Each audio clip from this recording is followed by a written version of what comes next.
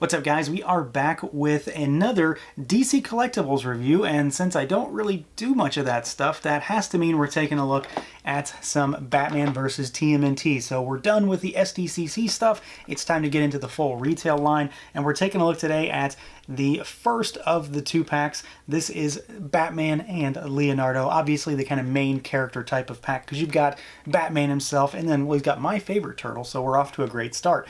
These guys come in a big window box style package. You've got your GameStop exclusive sticker up there, and they've got the angled design like the SDCC set has, but it's got a big window to showcase the figures and all of their stuff. And then the side of the box has got a shell motif with some credits for the sculptors, which I always love seeing on packaging. And then the back has got a lineup for the rest of the line, along with a bit of a write-up. So let's do it. Let's pull them out and take a look. And here they are out of the packages. We've got our Batman and our Leonardo, the first two-pack that we're taking a look at from Batman vs. TMNT from DC Collectibles. Stuff that in many ways is still very, very new to me because, well, I've not seen this movie, just like last time I talked about one of these figures, the Mikey, and I don't really have a lot of experience with DC Collectibles either. So new figures, new mashup property. A lot of good stuff though, some fun stuff going on here, some weird stuff in some ways. So let's jump right in, take a look. We're going to start with Batman and then we will move on to Leonardo. So for this Batman, there is some interesting stuff going on here. Obviously, he is meant to mimic a specific kind of art style, which honestly, I think looks pretty good. I think they did a pretty good job with the figure in general, but he is, in a number of ways, lacking when it comes to articulation. And that really seems to be kind of a theme in general with a handful of these figures, at least that I've seen so far. I've already taken a look at Mikey, and he had some limitations as well. And I just kind of chalk that up to it being a turtle. But Batman is also kind of limited as well. So you've got a head that can look up a little bit, and he can look down a little bit. Then you've got rotation. The arms go out pretty much all the way. Rotation at the shoulder. You've got rotating elbows, and you have very, very limited elbows. He has a very low range of motion here. Not much more than that. He barely would consider that 90 degrees. And then you've got hinge and swivel and rotation at the wrist. He's got a diaphragm cut here, so he can swivel back and forth. He goes backwards a little bit. He goes forwards a little bit, but it's really, really tight, and then you can bobble him a little bit side to side. He hits really quickly. You've also got a waist twist. Legs go out about that far. Not full splits, but pretty good. Kick forward, but his cod piece here is going to get in the way because it's not rubbery, it's just hard plastic. And then you've got a kick back. You can cut in there at the thigh, and then you've got double jointed knees, which go pretty well. You don't have anything at the boot. There's no cut there. It's just to keep that sculpt. And then you've got hinge, but he really doesn't go too far forward. He mostly goes backwards. And then you've got rocker at the ankle. So he is decently articulated. I'd say if I have one real gripe with this guy is at the elbows. It really, really limits mobility on this figure. And then his crunch isn't all that great either. So you're not going to get a lot of crouching positions out of this guy. But he does the whole standing and brooding as Batman pretty well. Now, as far as the overall look and feel on this guy, I already mentioned that, well, he's meant to mimic a specific art style, and I still think that no matter what art style is being replicated here, this is very well a kind of traditional Batman, just done up in a more animated type of aspect. I think he looks fantastic. I'm really happy with the way he turned out from a visual perspective. I think, just like with Mikey, having those very thick accent lines that run down the musculature work really well to accent what should be sculpted detail, but is actually a little bit hidden just to kind of make him seem a little more smooth and more animated. Just like on the arms here, there's not a great deal of definition with the sculpt. It's definitely sculpted, but the lines help accent it and bring it to life, so to speak. Same at the ribs. There's a little bit of sculpt here, but then you've got the lines to actually see what they're going for. And it looks like a cartoon, so it is a cartoon. It's a cartoon movie. I think they did a good job when it comes to that. Colors are saturated. Everything is very thick. If that makes sense from a paint perspective, everything seems to be really, really thickly applied. Works really well to get the point across that this is meant to be, again, animated. You've got a really, really nice utility belt here. Good sculpt on it. Great paint lines on mine. I think they work really, really, really well here. I'm just happy with how it turned out in general. And then you've got the bat symbol on the chest, and it's really, really clean, very crisp. So there's no issues with paint bleeding on this, and it's just a nice aesthetic. Everything has a nice, really matte finish to it, and I'm a big fan of that when it comes to action figures. Of course, that poses its own problem of getting smudged or nicked or just gouged if it falls or if you hit it with other figures. But from just the outset, it's a nice looking piece, and it's very well accented by a very nice cape. So we've already seen a cape in this line with the Bat Mikey figure, and this is another thing that was done up by CJESM for prototyping, so huge in the customizing world these days, and it's easy to see why, because the design and the cut and the way this hangs works really well. It doesn't hang exactly to the floor, it doesn't drape over him like it does on Mikey, but you can understand that based on the fact that this cape is meant for him, it hangs on him a little bit more nicely, rather than Michelangelo kind of wearing his dad's clothes, for lack of a better term. And I just think it works really well. The colors pop. Everything works nicely with the paint on the trunks, to the gloves, to the boots, to mimicking this cape. It all works really well. It makes it kind of seamless despite the fact that the finishes are, of course, quite different. And then, of course, you've got this head sculpt, which is pretty much just kind of a plain Batman head sculpt. There's not a great deal of accentuated detail going on here. It's a very classic, very, I don't want to say standard, but kind of standard Batman head. And that's not a knock at all. It's just, it's a Batman head, and it's pretty basic. It's meant to mimic the animated style, and the colors pop. The colors work really well to flow with that cape, to go with the other blues on the figure, and everything just looks good. That little line in the chin to make it look more animated definitely works, and then the pupilless white eyes really sell it, really bring it all together, make it very much a traditional type of Batman head. So it works really well despite being this animated style or not. Now, of course, for Leo here, we have an entirely different type of figure. There is nothing similar between these two, from sizes to builds to designs. They're all very, very different. The only thing that really brings them together is just this animated paint scheme to kind of tie it all together. The articulation scheme couldn't be much more different, just because they're so unique. So you've got a head that cannot really do much except to go down a little bit and then rotate. The arms go out at the shoulder and then they rotate there. You've got a single hinging elbow, pretty much not 90 degrees there either. You've got ball hinges at the wrist, so you've got full rotation, and then hinge back and forth and swivel.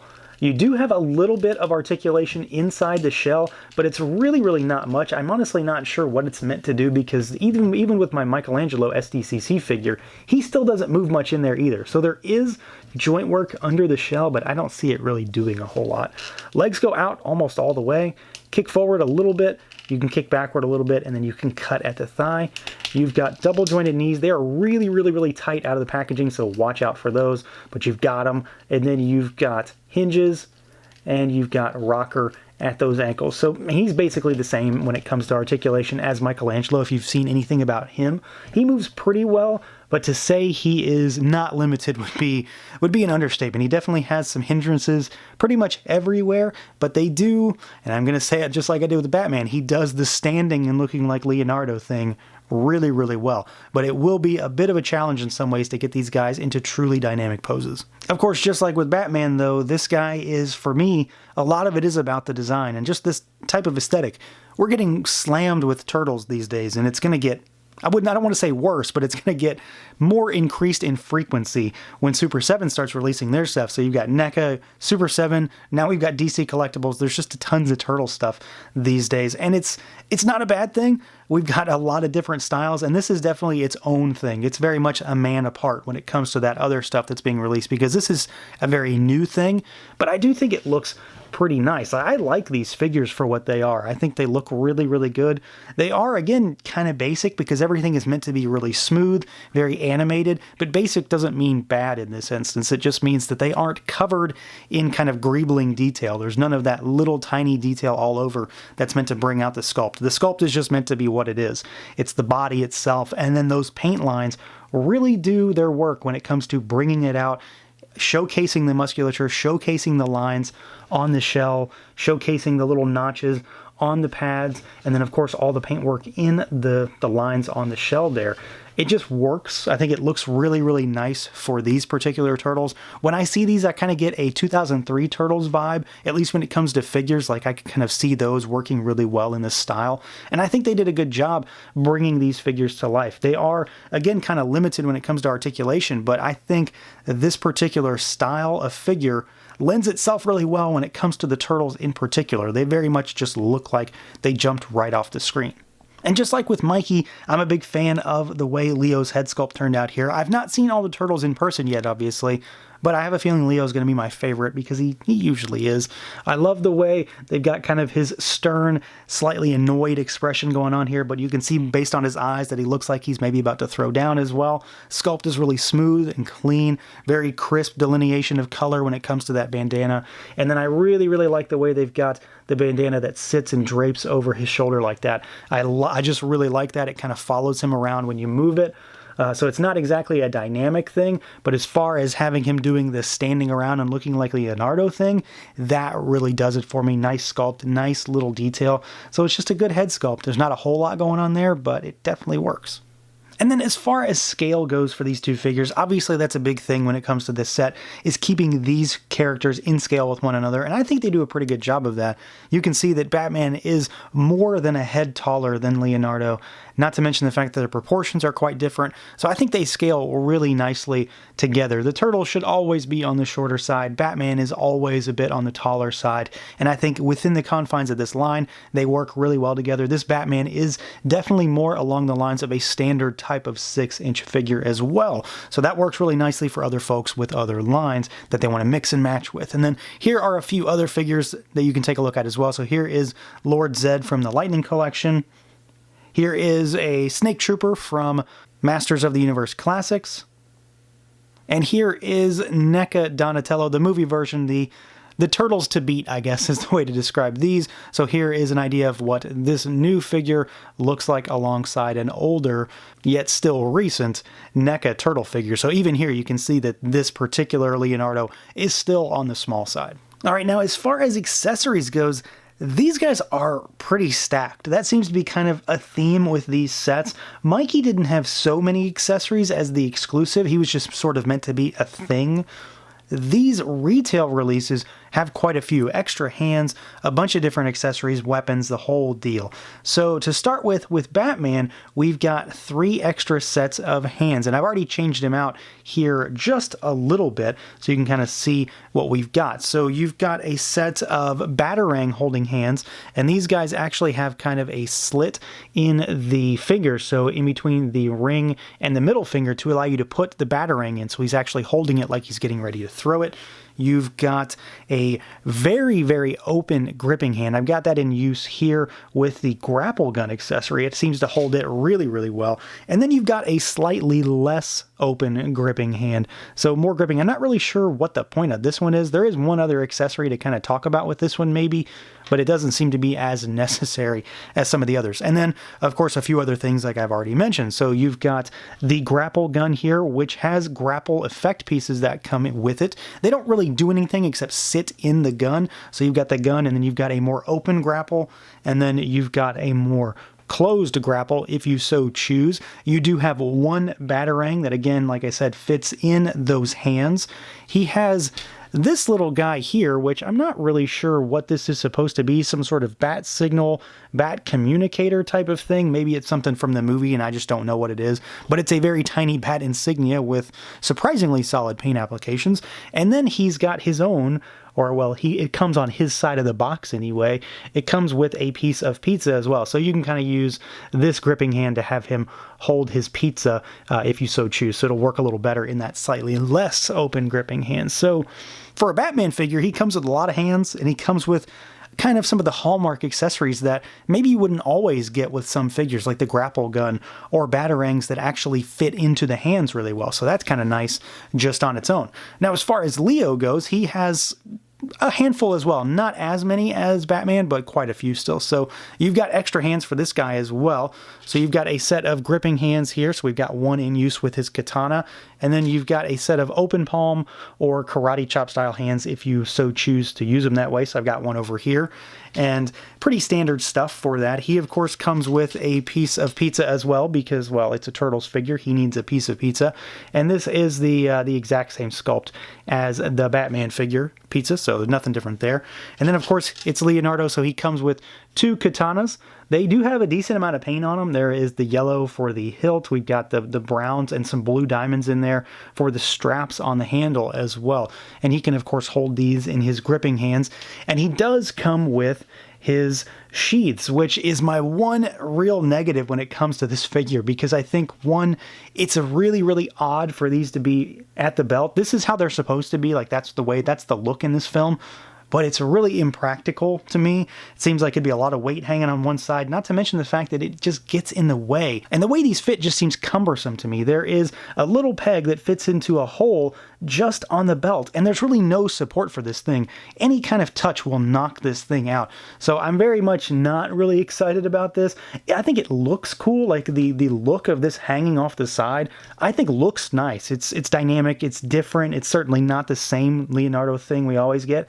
But from a practicality standpoint, on this particular figure, it's an annoyance, to say the least.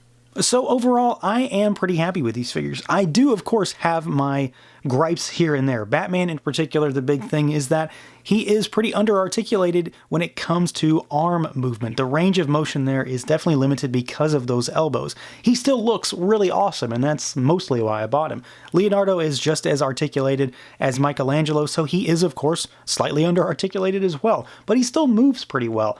And just like with Batman, just like it's going to be for the entirety of this line, I bought these because of how they look. Despite the fact that I have no attachment to this movie, I love this art style when it's translated into figure form, and I think they work really nicely, not to mention the fact that it's a nice, cohesive set that's kind of coming and going all at the same time, and that's pretty exciting on its own.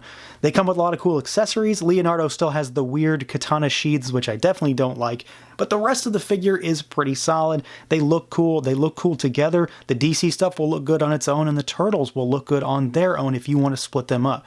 But otherwise, you've got a really cool set coming your way. So that's going to do it for this look at the DC Collectibles Leonardo and Batman set. Let me know what you guys think. Feel free to like, comment, subscribe, and share, and until next time.